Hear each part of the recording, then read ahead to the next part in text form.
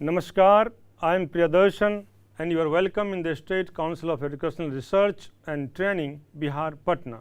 So dear children, in the previous class we continued Animals in Prison, an autobiographical extract of Jawaharlal Nehru. So in the previous lesson, Nehru came in contact with different sort of creatures, and the immediate creatures which we were studying, that was the squirrel. So in the previous paragraph we read about squirrels, its interaction with Pandit Nehru, not only in Dehradun jail, but also he faced it in Lucknow jail. In Lucknow jail he talks about its innocency, how it climbed on his body while he was reading, and when it came to know that Mr. Nehru is not a tree, so it got afraid and it escaped very fast from there. Thereafter he tells that in Dehradun prison 3 baby squirrels, they got lost, and one of his companions, he took care of them, and he also tried to develop a device and he got success in it, and with that fountain pen filler he fed those little squirrels. So up to this we read. Let us see the next paragraph. Thereafter there is the turn of pigeons. So now he is talking about pigeons.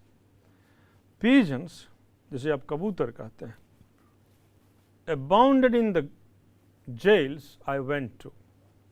ये कह रहे हैं कि जिन जेलों में मैं गया, कबूतर बहुतायत थे, बहुत बड़ी संख्या में थे, accept in the mountain prison of Almora.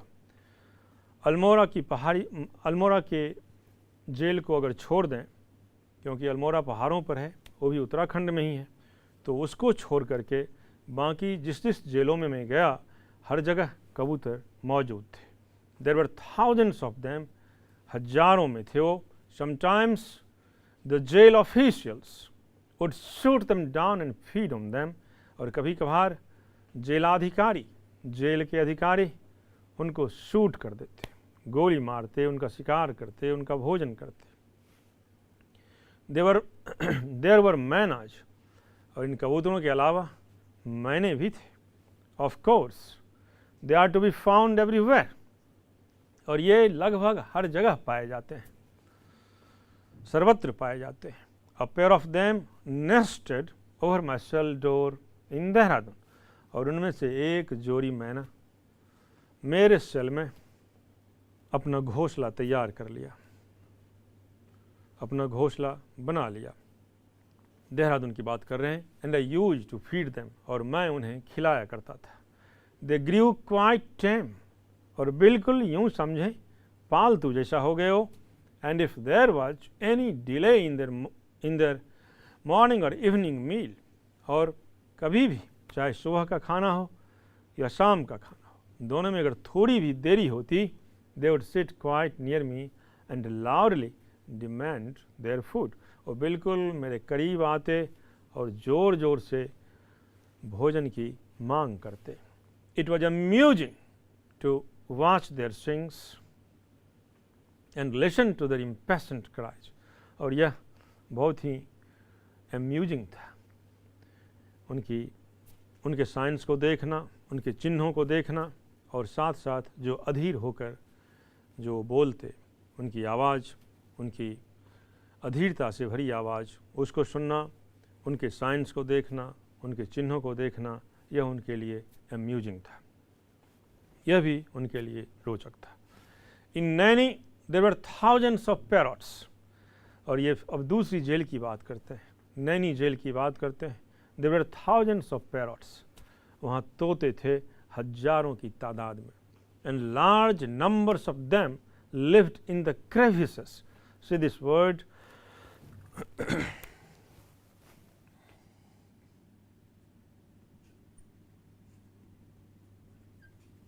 crevices, इसको कहें तो दरारें कहें या गैप्स कहें, ये अक्सर जो दीवार में दरारें होती हैं पुरानी दीवारों में, तो उस दरारों में भी रहते हैं। तो no it can be said a gap in walls of old houses. जो पुराने घरों में जो दरारें पड़ जाती है उनमें ये रहते हैं। तो these crevices can be found even in trees also, even in old buildings also। पुराने घरों में, पुराने पेड़ों पर ये पाए जाते हैं, देखे जा सकते हैं। So in Naini there were thousands of parrots and large number of them lived in the crevices of my barrack walls। और मेरे बैरक वाल्स जो जेल की जो दीवारें थी उनकी दरारों में ये रहते थे और ये भी हजारों की संख्या में थे। Their courtship and love making was always a fascinating sight। इनके courtship, इनका मिलन और लव मेकिंग दृश्य बड़ा ही फैसिनेटिंग था, बहुत मोहक लगता था इनको।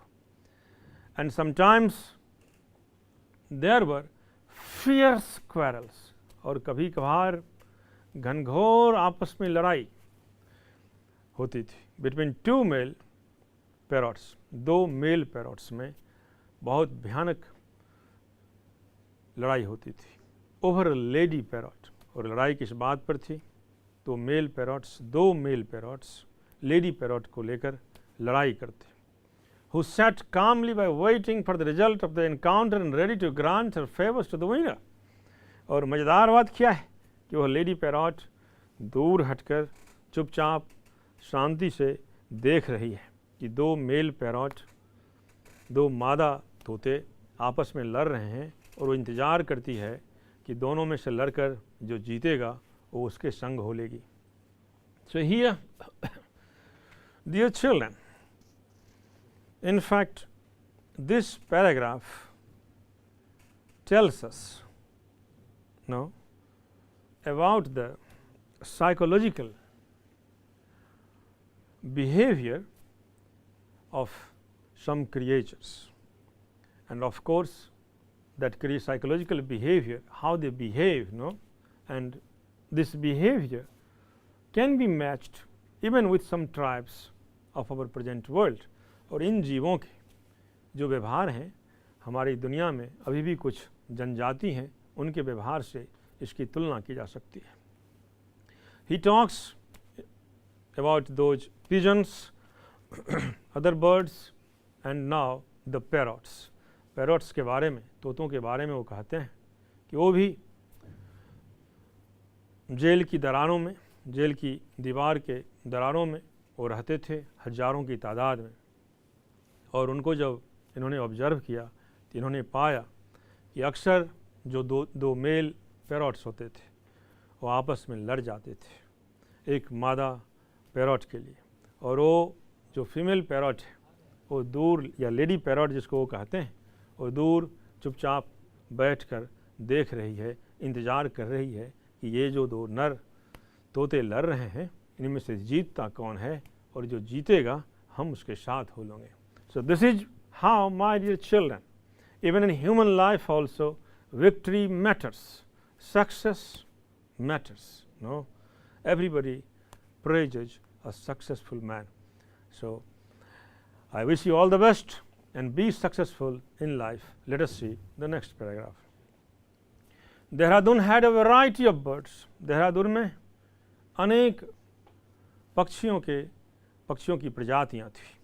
And there was a regular jumble of singing and lively chattering and twittering, and high above it all came the quail's plaintive call।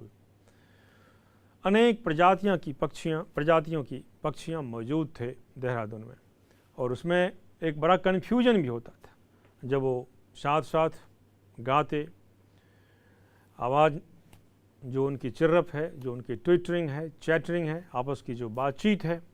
And high of it all came the coils plaintiff call. और उन सबसे अलग, सबसे जुदा, सबसे सुंदर उस कोयल की मोहक आवाज़ थी, मेलोडियस आवाज़ थी जिसको प्लेंटिव कॉल कहते हैं। During the monsoon and just before it the brain fever bird visited us. अब एक चिड़िया है जिसका नाम वो कह रहे हैं ब्रेन फीवर है। So brain fever bird visited us. Brain fever नाम का एक बर्ड मानसून के दिनों अक्सर आया करते थे देहरादून में। And realised soon why it was so named, और ये कह रहे हैं कि मुझे बहुत शीघ्र, बहुत जल्द एहसास हो गया कि आखिरकार इसका नाम ब्रेन फीवर क्यों पड़ा। It was amazing the persistence with which it went on repeating the same notes in day time and at night. यह हैरत अंगेज बात थी, बहुत अजीब बात थी कि एक ही तान को वह बार बार डे टाइम में हो या रात के वक्त हो, वह उसे दोहराते रहती। In day time and at night, in sunshine and in pouring rain, चाहे वो भीषण बारिश का समय हो, भीषण वर्षा हो रही हो, या सूरज के उजाले में, सूरज के प्रकाश में हो, तो चाहे वो दिन हो या रात हो या उजाला हो, अंधेरा हो या बारिश हो, हर मौसम में वह एक ही पिच पर एक ही आवाज़ को दोहराती रहती। तो इसलिए शायद उसका नाम ब्रेन फीवर पड़ा। We could not see most of these birds, इनमें से बहुत सारे चिड़ियों को वो कहते हैं कि हम देख नहीं सकते थे। We could only hear them as a rule, हम उसे सिर्फ सुन सकते थे as a rule, because my dear students, prisoners were not allowed to venture out the jail boundary wall. क्योंकि प्यारे बच्चों, आपको मालूम है कि जो बंदी होते थे उनको जेल से बाहर जाने की मनाही थी, इजाज़त नहीं थी। Therefore he writes, we could only hear them as a rule, as there were no trees in our yards. एक बात वजह ये भी है क्योंकि उनके यार्ड्स में पेड़ भी नहीं थे।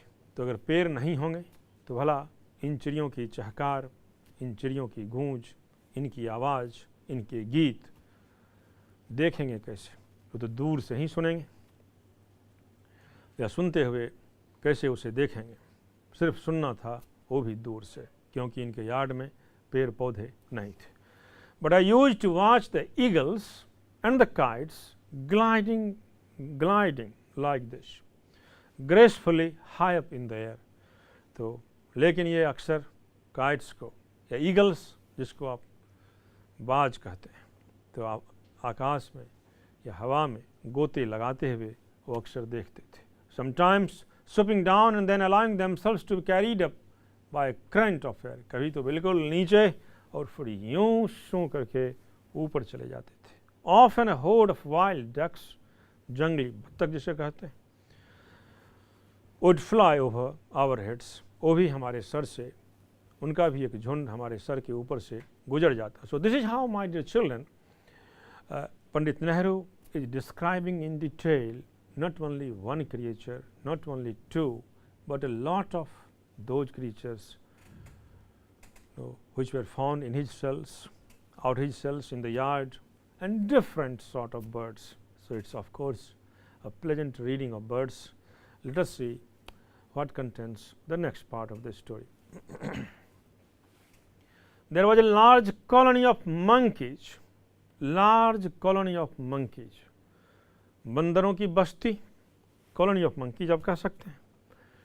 तो एक बहुत बड़ा बंदरों का दल इन Bareilly jail. Dear children, Pandit Nehru spent almost 9 precious years of his life in different prisons of India. Hindustan के विभिन्न अनेक जेलों में अपने जीवन के महत्वपूर्ण 9 वर्ष उन्होंने बिताए। We came to know how he spent his time there in Dehradun jails, in Lucknow jails, in Naini jails, and now he is talking about Bareilly jail. So there was a large colony of monkeys in Bareilly jail. Bareilly jail में बंदरों की एक बहुत बड़ी बस्ती थी, एक बहुत बड़ा दल था, झुंड था। And their antics, और उनके हाव भाव या उनकी हरकतें आप कह सकते हैं, and their antics were always worth watching, और उनकी हरकतें बड़ी ही मज़ेदार होती थी देखने में। One incident impressed me, खासकर एक घटना जो मुझको बहुत ज़्यादा प्रभावित किया। अ बेबी मंकी, एक नन्हा छोटा सा बंदर का बच्चा, manage to come down into our barrack enclosure, किसी तरह से वो हमारे बैरक के एनक्लोजर में, मतलब जिस सेल में वो रहते थे वहाँ आ जाता है, उस घेरे के अंदर आ जाता है वह बंदर का छोटा सा बच्चा।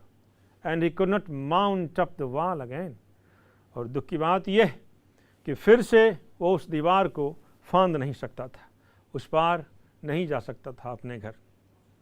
सो the warder and some convict overseers and other prisoners caught hold of him and tied a bit of a string round his neck. इसलिए हुआ क्या, तो जो वार्डर था, जो गार्ड वहाँ थे, और जो कैदी कुछ थे जो मज़ा ले रहे थे वहाँ, उन लोगों ने क्या किया कि उस बंदर के बच्चे के गले में एक रस्सी बांध दी, tied a bit of a string round his neck. The parents, presumably of the little one, saw all this from the top of the high wall. जब उस बंदर के बच्चे को वहाँ के गार्ड और कुछ कैदी उसके गले में रस्सी बांधकर उसको भी बंदी बना लिए वो लोग, तो हुआ ऐसा कि उसका जो शायद फादर था उस बंदर का, या तो वो जो या उसके जो पेरेंट्स होंगे वो बहुत दूर ऊंचाई पर पेड़ पर बैठे हुए थे और बहुत गौर से उसको देख रहे थे उस पेड़ पर से, top the high wall. And their anger grew, और उनके गुस्से भी काफ़ी बढ़ रहे थे। सडनली वन ऑफ देम, अचानक ऐसा हुआ कि उनमें से एक, अ ह्यूज मंकी, एक बहुत विशाल बंदर, हट्टा कट्टा, मोटा तगड़ा, लंबा चौड़ा, jumped down and charged almost right into the crowd which surrounded the baby monkey. और जो भीड़ उस नन्हे से बंदरों के इर्द गिर्द इकट्ठी हो गई थी, जो लोग जमा हो गए थे, बहुत सारे दर्शकगण देखने वाले उस बंदर के, अचानक वह विशाल बंदर पेड़ की ऊंचाई से अचानक उस भीड़ के ऊपर कूद पड़ता है। Jumped down and charged almost right into the crowd which surrounded the baby monkey. It was an extraordinary brave thing to do. स्वाभाविक बात, यह बहुत ही एक्स्ट्राऑर्डिनरी, असाधारण घटना थी या अदम्य साहस का परिचायक थी। It was an extraordinary, असाधारण, brave thing to do. For the warders had sticks and lathis, क्योंकि वार्डर्स जो वहाँ के गार्ड थे उसके हाथ में डंडे भी थे। And they were waving them about, और डंडों से उनको भगाने की कोशिश कर रहे थे। And there were quite a crowd of them, और वो एक दो नहीं थे, वो भी कई थे। Reckless courage triumphed, reckless courage triumphed. It's a beautiful phrase dear students, एक बहुत खूबसूरत फ्रेज है, रेकलेस करेज ट्रायम्फ्ड, बेपरवाह हिम्मत जीत गई। अब नेहरू जी से कह रहे हैं बेपरवाह हिम्मत जीत गई। बेपरवाह हिम्मत किसकी बच्चों? उस बंदर की जो उस पेड़ की ऊंचाई से सब कुछ देख रहा है। उसने भीड़ की परवाह नहीं की, गार्ड्स की परवाह नहीं की, गार्ड के हाथों में जो डंडे थे उसकी परवाह नहीं की, अचानक कूद पड़ती है, सबको तितर बितर कर देती है और उस अपने बच्चे को लेकर भाग जाता है वह बंदर। तो इसे नेहरू जी कहते हैं रेकलेस करेज ट्रायम्फ्ड, बेपरवाह हिम्मत उसकी जीत होती है। And the crowd of humans fled terrified, और जो इकट्ठी भीड़ थी डर के मारे भाग जाती है। My dear children, this is the writing of Nehru. You can connect this writing with the freedom struggle also, because Nehru was a freedom fighter and he was imprisoned in British India. प्यारे बच्चों, इसको आप इस संदर्भ को आप जोड़ सकते हो आज़ादी के जंग को भी, क्योंकि नेहरू एक स्वतंत्रता सेनानी थे, उसी दौरान जेल में बंद भी हैं। तो how important courage means to freedom fighters who were trying their best to make the country free from the imperialists, from the British. So reckless courage triumphed. अदम्य साहस की जीत होती है. And the crowd of humans fled terrified. और वो जो भीड़ थी डर के मारे भाग जाती है. Leaving their sticks behind them. डंडे वगैरह भी छोड़ जाते हैं. अब यूं समझें जिस तरह से अंग्रेज सारे तोप बंदूक छोड़कर भाग गए. The little monkey was rescued. और नन्हा सा बंदर उसको रेस्क्यू कर लिया जाता है, उसको बचा लिया जाता है. So this children, my dear students, this paragraph, it of course it contains an interesting episode. In this paragraph, what we come to know, he is talking about monkeys, and of course one monkey how bravely with indomitable courage, you can say indomitable, अदम्य साहस के साथ जिस तरह से वह बंदर अपने बच्चे को बचाता है. और उतने सारे लोग, एक भीड़ वहाँ मौजूद होती है, बहुतों के हाथ में लाठी डंडे भी होते हैं, लेकिन सब लोग पूरी की पूरी भीड़ उस एक बंदर के कूदने की वजह से सब लोग वहाँ से 9-11 हो जाते हैं. So this is how indomitable courage conquers. और इस तरह से अदम्य साहस की जीत होती है. Let us see the next part of the story. We often had animal visitors that were not welcome. We often had animal, और हमें अक्सर कुछ ऐसे भी जानवर आते थे जो उतने स्वागत योग्य नहीं थे. That were not welcome. Scorpions were frequently found in our cells. Scorpions, आपको मालूम स्कॉर्पियंस क्या होता है?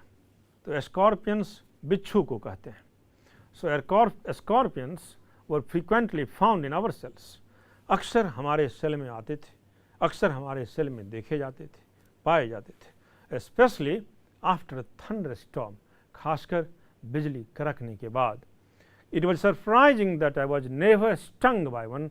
यह हैरत की बात है कि उसमें से कभी किसी ने मुझे काटा नहीं. For I would come across them in the most unlikely places on my bed. अक्सर वो मेरे बेड पर आ जाते थे. और sitting on a book which I had just lined up, या जिन बुक के कतार हम लगाए रखे थे, उन कतारों पर, उन किताब पर वो देखे जाते थे. I kept a particularly black and poisonous looking brute in a bottle for some time. उनमें से एक को, किसी खास एक को जिसका रंग बिल्कुल काला था, एंड पॉइजनस लुकिंग, और विषाक्त दिखता था, जहरीला दिखता था, उस खतरनाक जीव को मैंने एक बोतल में रख दिया. फॉर सम टाइम, कुछ देर के लिए. फीडिंग हिम विथ फ्लाइज, और मक्खियाँ मैं इसमें डालता उसको खाने के लिए. And then when I tied him up on a wall with a string, he managed to escape. तो जब फिर मैंने उसको क्या किया कि बोतल से निकाल करके एक धागे के सहारे दीवार पर बांध दिया, तो वहाँ से भाग गया.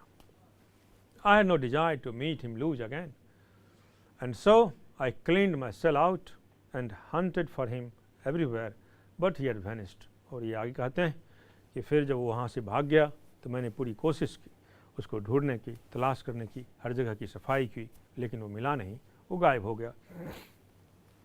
So dear children, it's important just to see, as we are reading, that creature after creature, birds after bird, insects after insects, how keenly he observes, how keenly he writes. When the matter comes of a squirrel, a good story can be written out of that. When the matter comes of a scorpion, he describes in detail. When the matter comes of parrots, how beautifully he has described the psychological condition, the psychological behavior of parrots. So it's really the result, the consequence of brilliant observation. तो प्यारे बच्चों, जीव दर जीव, पक्षी दर पक्षी, किस तरह से नेहरू जी उन तमाम जीवों का सूक्ष्म अवलोकन करते हैं, उसके बारे में बताते हैं। यह सही मायने में बहुत ही आकर्षक है। Let us see the next part of the story. 3 or 4 snakes were also found in my cells or near me. 3 या 4 सांप भी हमारे सेल में पाए गए थे। अब सोचिए तो बारी सांपों की है। News of one of them got out, और एक की तो खबर बाहर चली गई। And there are headlines in the press, और प्रेस तक में छप गई। As a matter of fact I welcome the diversion, और हकीकत यह है कि ये जो परिवर्तन है, कभी तोते, कभी मैने, कभी कबूतर, कभी बंदर, कभी कुछ, कभी ततैया, कभी बर, तो ये जो परिवर्तन है ये इनको बहुत पसंद है, ऐसा नेहरू जी कह रहे हैं। Prison life is dull enough, क्योंकि ये जो कैद खाने की ज़िंदगी होती है बड़ी सुस्त होती है, बड़ी खुश्क ज़िंदगी होती है। And everything that breaks through the monotony is appreciated, और हर चीज़ जो इस सुस्ती को, जो इस मोनोटोनी को, जो इस अकेलेपन को काटती हो, तोड़ती हो, उसका स्वागत है। नॉट दैट आई अप्रिशिएट और वेलकम स्नैक्स, मैं सिर्फ सांपों की प्रशंसा ही नहीं करता। नॉट दैट आई अप्रिशिएट और वेलकम स्नैक्स, इसका मतलब ये नहीं समझें कि मैं सांपों की प्रशंसा या उनका स्वागत कर रहा हूँ। But they do not fill me with terror as they do some people, लेकिन वो मुझे उतने डराते नहीं जितना और लोगों को डराते हैं। I am afraid of their bite, मैं उनके डंक से घबराता जरूर हूँ। Of course and would protect myself if I saw a snake, और जब मैं एक स्नैक को देखूंगा स्वाभाविक है कि उसके डंक से बचने का पूरा प्रयास करूंगा। But there would be no feelings, but there would be no feeling of repulsion और ओवरवेलमिंग फ्राइट।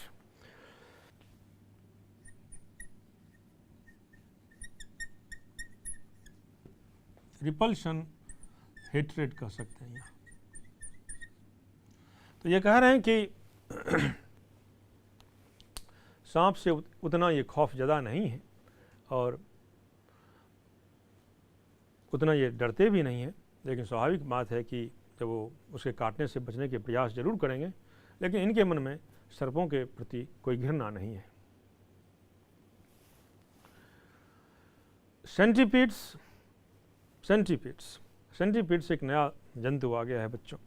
अब इसको कहें तो आपने कान खजूरा को सुना है गांव में या अपने घरों में, कान खजूरा शब्द। तो ये सेंटीपीड्स जिसके बहुत, या शतापद भी इसको कहते हैं कि जिसके बहुत सारे पैर होते हैं, तो सेंटीपीड्स को कान खजूरा कहते हैं, या कहीं कहीं तो इसको गोजर भी कहा जाता है। तो आप मेरे ख्याल से ज़रूर दोनों में से कोई एक शब्द तो ज़रूर सुने होंगे। तो सेंटीपीड्स हॉरिफाई मी मच मोर, और ये कह रहे हैं कि इससे मैं बहुत डरता हूँ, बच्चे अक्सर इससे डर जाते हैं। It is not so much fear as instinctive repulsion, लेकिन कोई ऐसा नफरत नहीं। In Alipur jail, dear children, now he is talking about Alipur jail, Alipur jail, no, a very different jail. In Alipur jail in Calcutta, in West Bengal, the jails which he has mentioned earlier, most of them in those days were in Uttar Pradesh. The jail of Bareilly, the jail of Dehradun, no, the jail of Naini. So most of them they were in Uttar Pradesh itself. But now he is talking about a jail in Calcutta. Its name is Alipur.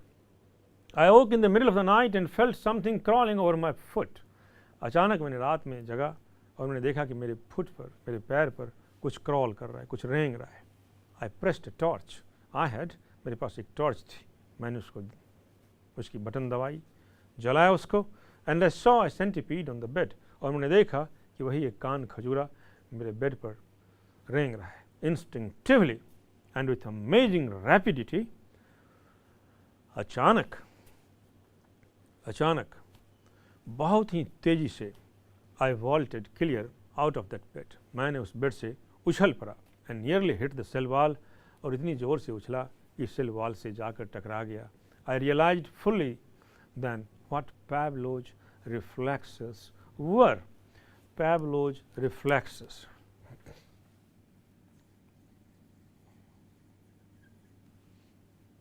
Pavlov's reflexes. यह एक important term है बच्चों. In fact, this Pavlov, he was a Russian psychologist. यह एक Pavlov मूल रूप से Russia के मनोवैज्ञानिक थे और इनका जो सिद्धांत है Pavlov's reflexes, ये बहुत फेमस हुआ है साइकोलॉजी के क्षेत्र में. और इसकी वजह यह है कि इन्होंने जिस सिद्धांत को या जिस चीज़ को डिस्कवर किया, जिस चीज़ का इन्होंने पता किया वह ह्यूमन इनफैक्ट बिहेवियर से भी जुड़ा हुआ है और एनिमल बिहेवियर से भी जुड़ा हुआ है. तो किस तरह से जानवर व्यवहार करते हैं, उनका आचरण कैसा होता है, नो, उस पर इनका ये रिसर्च है Pavlov's reflexes. इसमें इन्होंने क्या किया कि एक निश्चित समय पर घंटी बजाई और घंटी के बजते ही कुत्ते को खाना दे दिया जाता था. तो जो रिसर्च है उस रिसर्च में ये पता चला कि कुछ दिनों के बाद कुत्ते को घंटी सुनने की आदत सी हो गई और जब कुत्ते ने घंटी की आवाज़ सुनी तो लार टपकाई. ठीक है, तो यहाँ जो लार का टपकाना है और घंटी का जो आवाज़ है और कुत्ते का आना है, तो इन चीज़ों से उन्होंने न सिर्फ जानवर का ही बल्कि इंसानों के मन स्थिति पर एक बहुत ही क्रांतिकारी काम किया था. So this is what in brief we know Pavlov's reflexes. So Nehru ji is not telling you only about natural world, not only about animals, not only about insects, not only about birds, but he also takes you to Pavlov's reflexes, a great psychologist who in the beginning of his life he started his career as a doctor, but later on he became a renowned psychologist. So this is the diverse field of study of Jawaharlal Nehru. यह विविध in fact उनके ज्ञान की विविधता है कि एक तरफ वो अनेक प्रकार के पशु पक्षी, जीव जंतु, प्राकृतिक जीवन और फिर साइकोलॉजी की भी बात करते हैं. इतना नहीं, उन्होंने एक बार एक चाइनीज़ पोइट का भी जिक्र किया था. So this tells us about his again and again, which I am telling you, a spectacular field of study. So it tells us about his fathomless, the depth of his study. So dear children, we have read this story, Animals in Prison, and in this story in fact though this story begins with the prison life of Pandit Nehru, he describes the years, the time which he has spent in Dehradun prison. But in this wake, in this wake of description, he describes the events which took place in a number of jails, and this entire description depicts the personality of Nehru, the wisdom of Nehru, in a very different way, in a very marvelous way. So this is how we have read this story, and you must have enjoyed this story. I am pretty sure about it. In the next class, I will come again with some new topic. Till then, goodbye, stay blessed, namaskar.